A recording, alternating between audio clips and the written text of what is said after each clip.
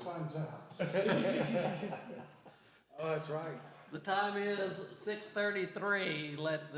And this is the regular scheduled meeting of Planning and Zoning for the month of April. Let the record indicate that a quorum is present and that the agenda has been duly posted. Any citizens' comments that have been taken up? No, sir. Okay. So we'll go on to consent agenda. Is there any item that anybody would like to pull for individual consideration? And, Well, yes. And I believe that's that's, Bud Hill Road, isn't it? One with the flag lots is Bud. it's C, isn't it? Creek Haven. Item C. Item C is being pulled for individual consideration. Is there any other that wants to be pulled for individual consideration? Hearing none, I will, entertain a motion to approve consent agendas item A and B as presented. Motion made, is there a second? Second. Motion made and seconded. All in favor signify by saying aye. Aye. Opposed or abstained, motion carries unanimously. At this time, we will discuss and consider item number 3C. And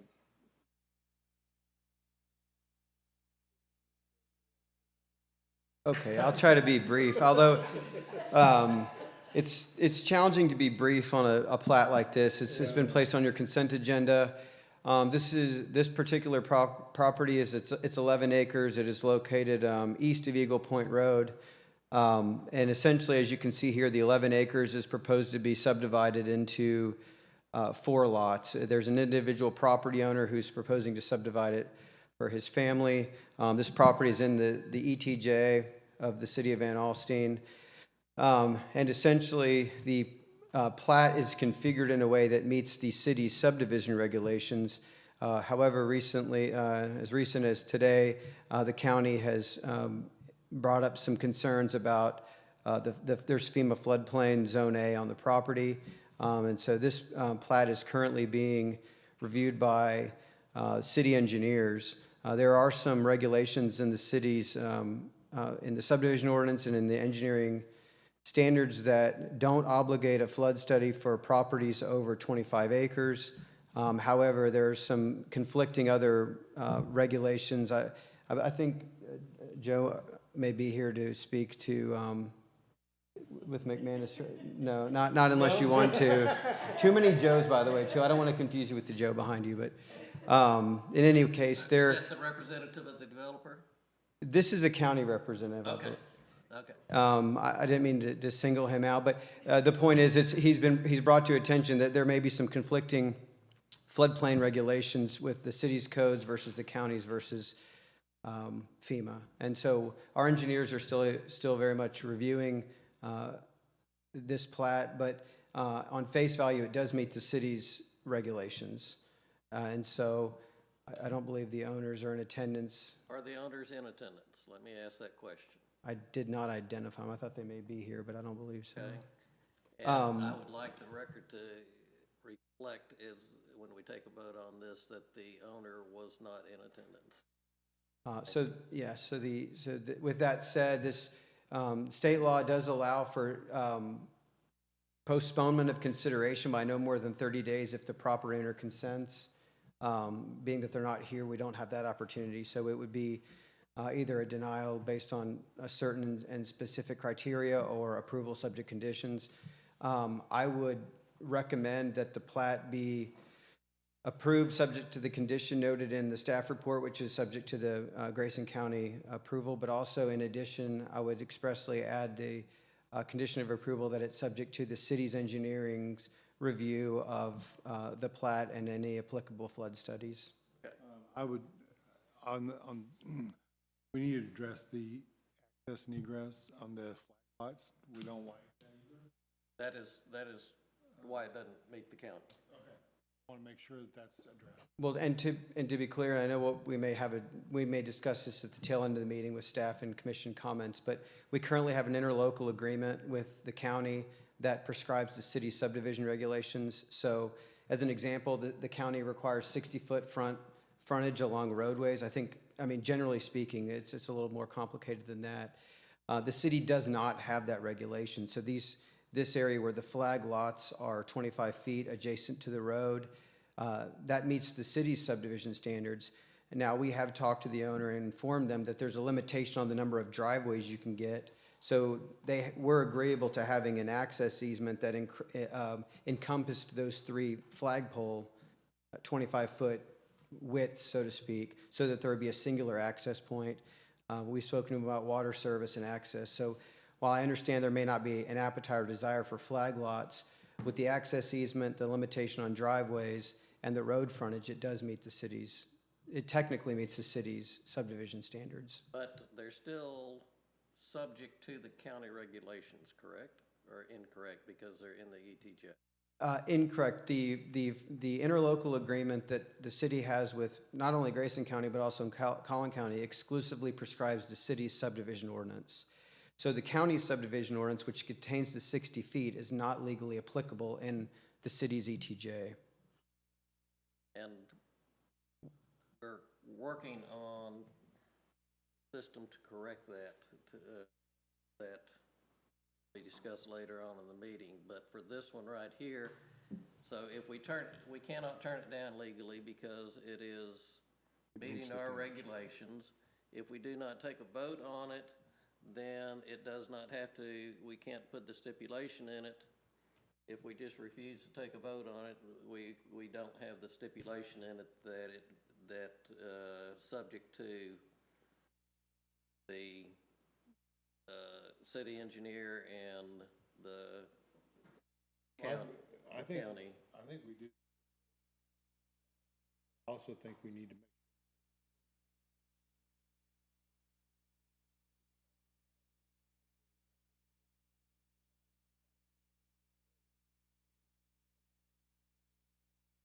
Can we do that? Yes, and the owner is totally agreeable to that. We would have an overarching access easement in perpetuity that goes, like I said, along the east edge of that property, encompasses the 3 flagpole areas, and the only way that could be removed is if a replat were to be approved by the planning and That's what I zoning wanted to commission. make sure, Okay. because, and that's what I meant by. That being said, unless things change and a plat goes back before a commissioner's court in the future, then it would take the commissioner court to remove that easement. Well, that way it protects any future, if, you know, Future even owners. if this is gonna be family, that's one thing, but, you know, 25 years down the road, a family member can sell out their piece, and then that person that bought that is gonna have a problem. So as long as there's a permanent access, So it needs to be replatted at this time for that easement, correct? No, the condition of approval, the owners agreed to establish that permanent access easement. Their surveyor didn't reflect it on this plat, but one of the condition of approval that's in your report talks about the modification to easements. But I think it may not be, it may be advisable to specifically indicate in your conditions of approval, you know, city engineering review and approval of all applicable flood studies, establishment of a permanent easement for all lots. Access to all property. Yeah, I'm down with that. Okay, I will entertain a motion to approve this plat subject to modifications of the right-of-way easements and standard notes and approval by Grayson County as applicable. And the permanent easement.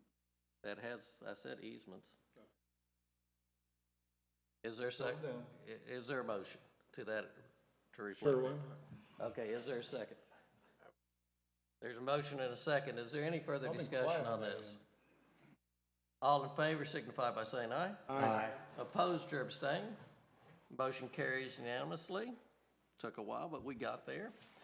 And at this time, we will we will have a public hearing to consider and make recommendations to city staff regarding rezoning approximately 0.2 acres of land, single-family residential, SF2 to 2-family residential district duplex. Thank you very much. Just a bit of history on this. This is the 0.2 acres you're seeing on this screen before you. It's at the northwest corner of Nunnally and Stinnett. Back in 2022, the property owner is in attendance. Mr. Min was informed by city staff that a duplex was a permitted structure on the property. It was assigned a secondary address. A building permit was submitted. The building permit was never issued or approved or anything along those lines for one reason or another, so the permit went dormant. Mr. Min reapproached the city to, again, re-pursue the construction of a duplex. In just researching our records and ordinances, we could not find any ordinance that rezoned this property to duplex. We did find other rezoning ordinances that did provide for duplexes in this area, but not on this specific property. So we informed him the proper avenue to construct a duplex was to rezone, and so that is what is occurring this evening. And so we're just providing an opportunity for Mr. Min to get duplex zoning should the Planning and Zoning Commission and the City Council see fit to approve such. So glad to answer any questions you may have. Open it to the commission for questions. And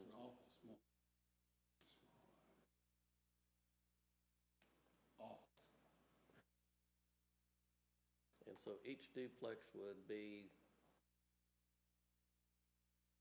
how many? I mean, how many feet do you have between the duplex and actually the street? So it'd be 10 feet from the street and 5 feet from the interior lot line on the north.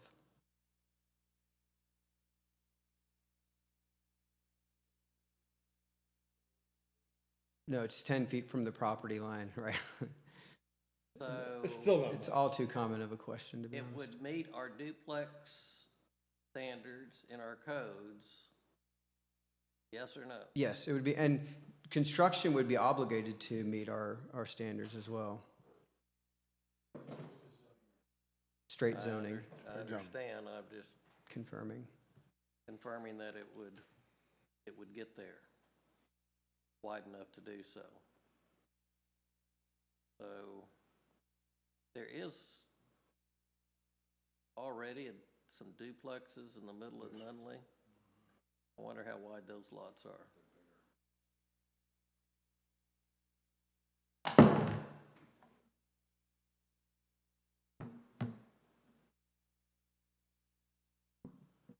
Does the owner want to make any further comments?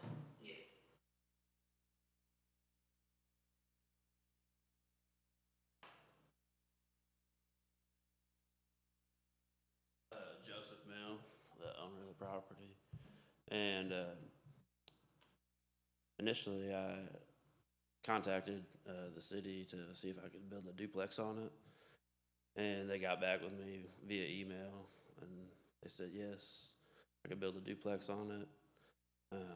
So I went ahead and forward with architectural drawings. So I've got thousands of dollars in architectural drawings.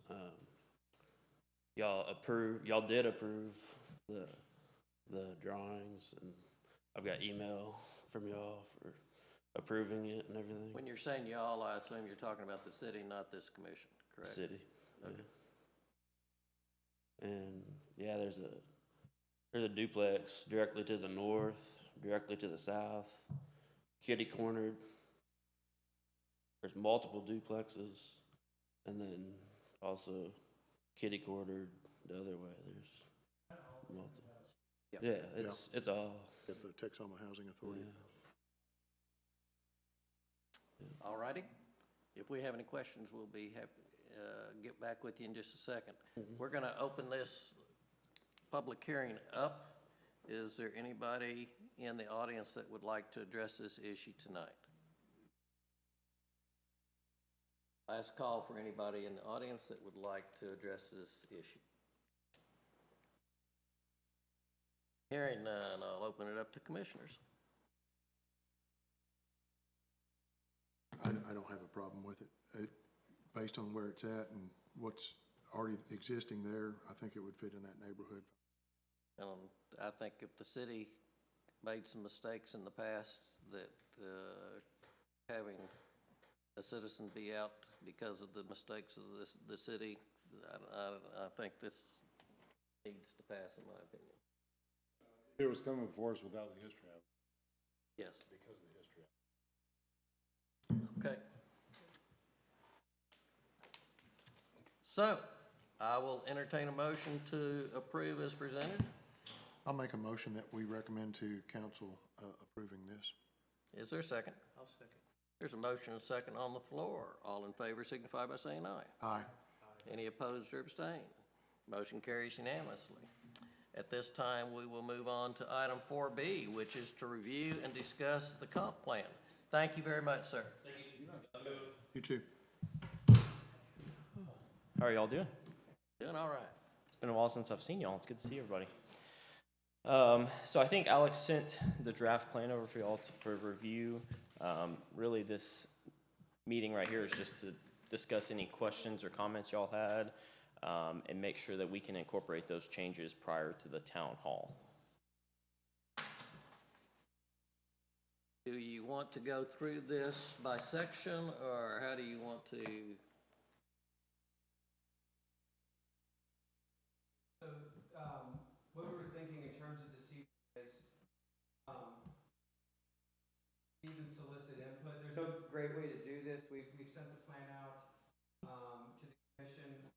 We go section by section, introduction, community profile, et cetera, and we welcome any comments that the commission may have. That would be one phase of this meeting.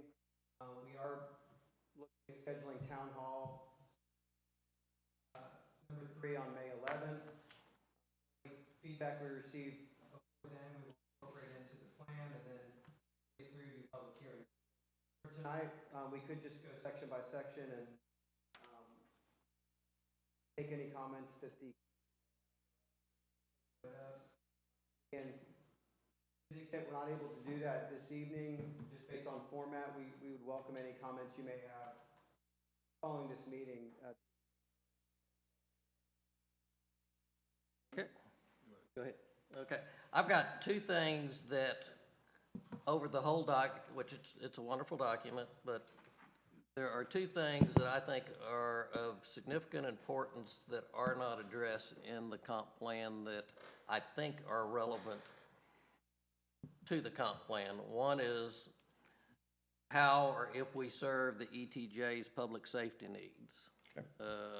And I think having that, I know there's been significant discussions among the city staff, but I think having it in this comprehensive plan of, with the large population increase in the ETJ, how is the city going to react to that, to me, is a major piece in the comprehensive plan. And the second item that I think is not addressed, that I would like to see addressed, that if everybody agrees that it's of significance for this comprehensive plan, is addressing the importance of annexation and how that fits into our overall plan. So, Alex, do you feel like both of those need to be in this plan? Or Mr. Jones, do you agree that those are significant things that need to be in the plan? I agree they both need to be, or it's very difficult.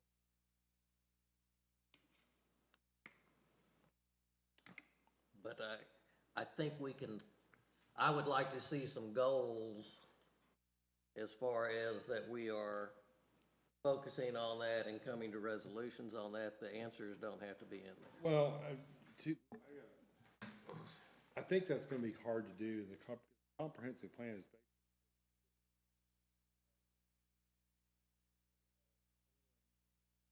involving the ETJ.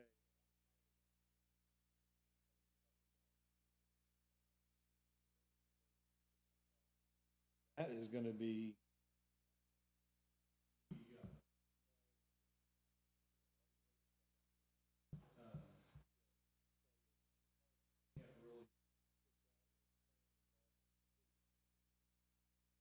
that needs to be something that is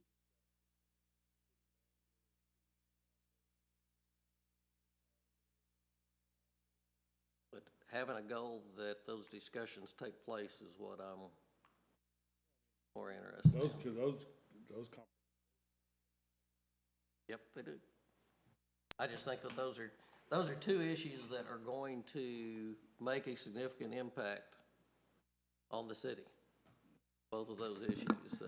What I would say too, this is, I mean, as you read the comprehensive plan, it's obviously, it's not regulatory. I mean, there's implementation guidelines, but there's a lot of information in there about the references to MUDs.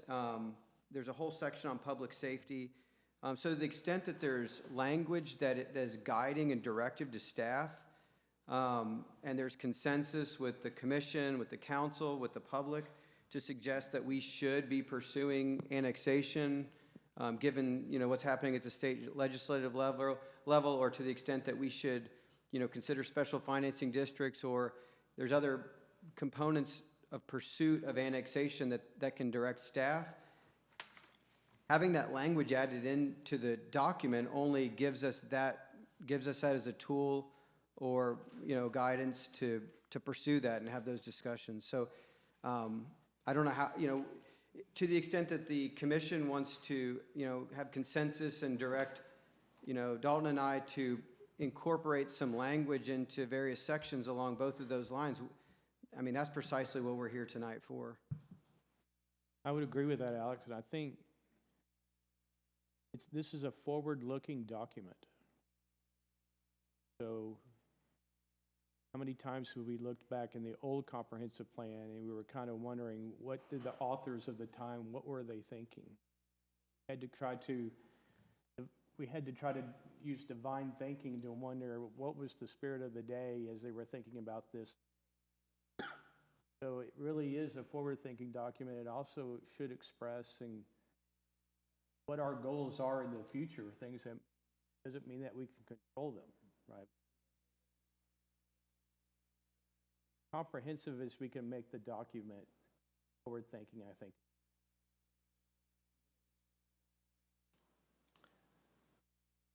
Do you have the document pulled up? Yes, sir. On the page 104, are you on the screen? Are you controlling the screen or just your? No, sir. Okay. It's just on here, but I can pull it up. Do we have it up here? No, I didn't. Okay. And we can't document on your computer. It is. On page 104 of the comp plan, or I'm sorry, maybe 103, where it's talking about the regional commercials, I wanted the input of the commission. Did we agree to all of those areas being regional commercial that are on there? I didn't think we had that much identified as regional commercial. What'd you say it was? 104. 103, yeah.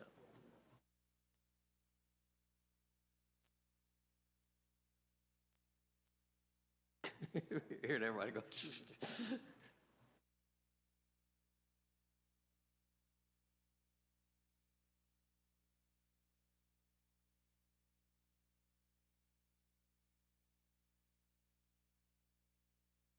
I'll say this while you're looking. We did have that, I don't remember which meeting it was, but. I remember we had a regional large discussion. Commercial corridor, mixed residential, regional commercial, we talked specifically about those and kind of parceled them out, and this is reflective And of this is how it, what we, okay.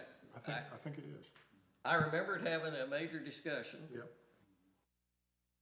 but my memory was not good enough to remember what the final discussion was, so, I think okay. that was. Okay. If everybody's good with that, I just wanted to have that reviewed. One thing in section 3.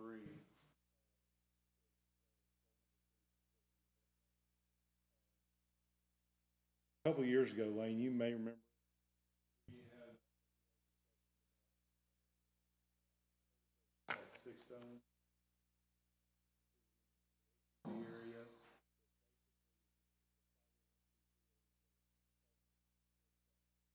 Churches, city.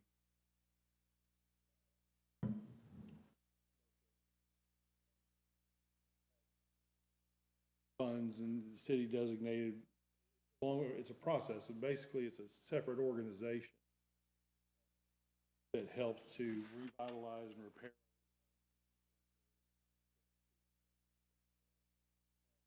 There's kind of a vague mention of something like that. Or an option for city identifies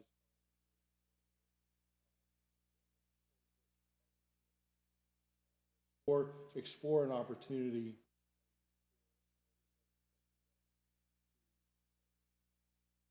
partner with the city, churches, and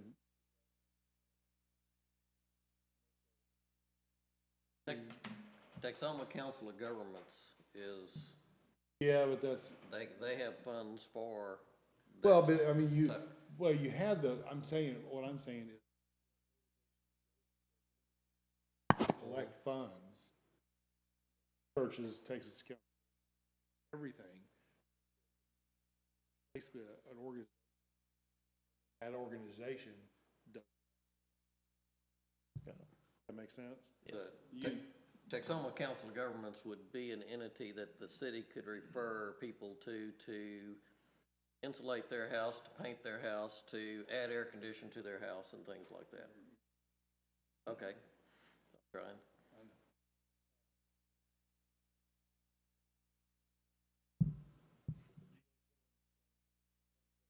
I think so, yeah. Go to sixstones.org. Okay.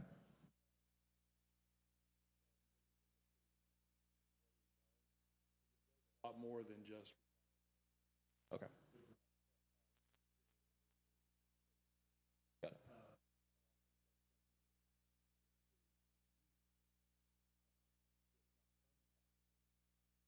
But has community, also it's a big deal. I apologize, I should have, just reading it through it the last couple, wait a minute. Yeah. We had a discussion about that, and it just kind of, other things took priority. Yeah. But I think this is something that's would be a good. Other comments? Regarding the town hall, Yes. Yes.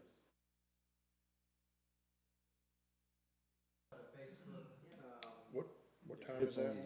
5:30 to 7:30. At the South Campus. I had, under the water goals on page 169,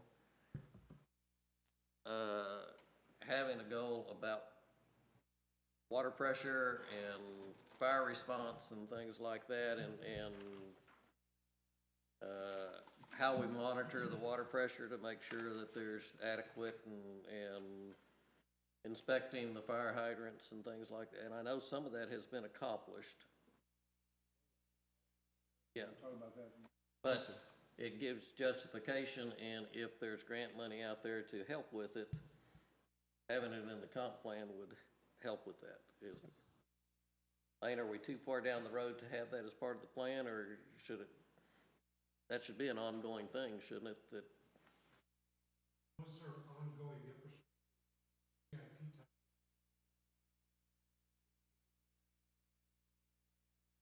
is it worth putting in the comp plan, or is it just day-to-day operation? I mean, when I was reading it, I kind of felt.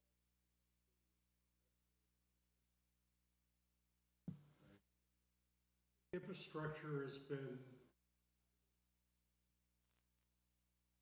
elevated in citizenry, so I think it's mentioned in the comp plan, it's focused on building and improving infrastructure.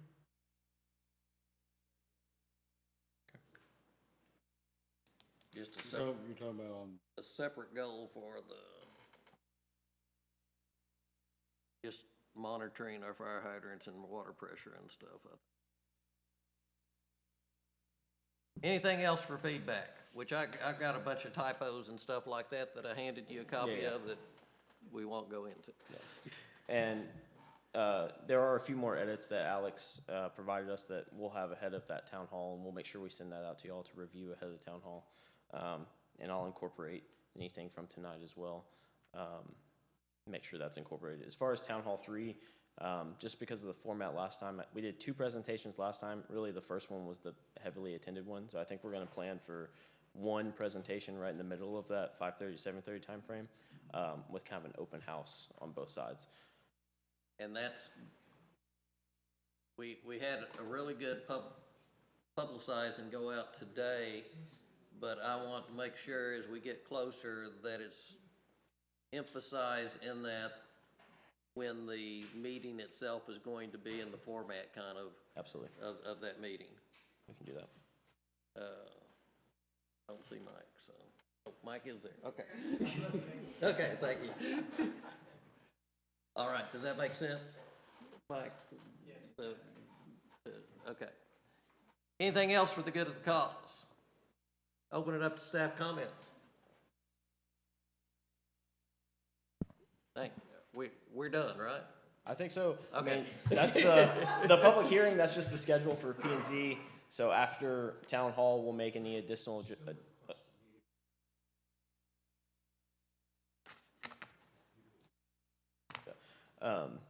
so we'll have a P and Z, public hearing May 19th. That's the plan right now, and then council June 9th. Depending on if there's significant edits or anything, that can be adjusted, but that's kind of the preliminary schedule right now. Alex, you have anything for the good of the cause? Thank you. Thank you. Yep. Thank you all very much. The only thing I wanted to note was going back to the plat that we had on the consent agenda earlier.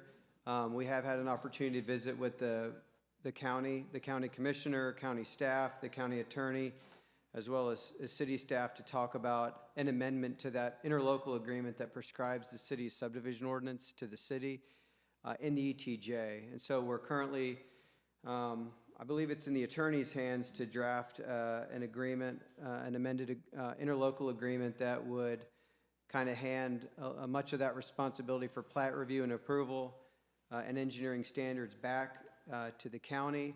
But we're looking at doing that in a manner where then city inspection staff would still go do inspections for the area within the 2-foot stripped area, 70 square miles. That kind of generates much of our ETJ. So I believe there's cooperation and common understanding between the county and the city. Now it's a matter of executing the proper documents. And that will allow us, the county has already been to court on their regulations. And so enforcing that, I think they have more leverage than we do on their 60-foot between driveways and stuff like that. And so I think that would be a very positive thing. It might make our meetings a little bit shorter and not the opportunity to pull things off consent agenda. But anyway, that's being worked on. Anything else, Alex? No, sir. Mr. Jones? Mr. Mayor? Thank you all for your service. On the topic that Alex just mentioned, I had an opportunity to meet with the county judge on a different topic, but this subject came up. He very much supports the idea of the county. Just to mention something that Alex touched on, it actually expands the area. It actually expands the thing in the don't. Which brings revenue into the city and gives us probably more enforcement power than we've had, so. Thank you. Thank you, sir. Thank you, SJ. Having completed all the items on, oh, I do have that commission can make comments. Are there any comments from any commissioner? All right. Hearing none. Having completed the items before us, I declare this meeting adjourned at 7:08, not 8:08.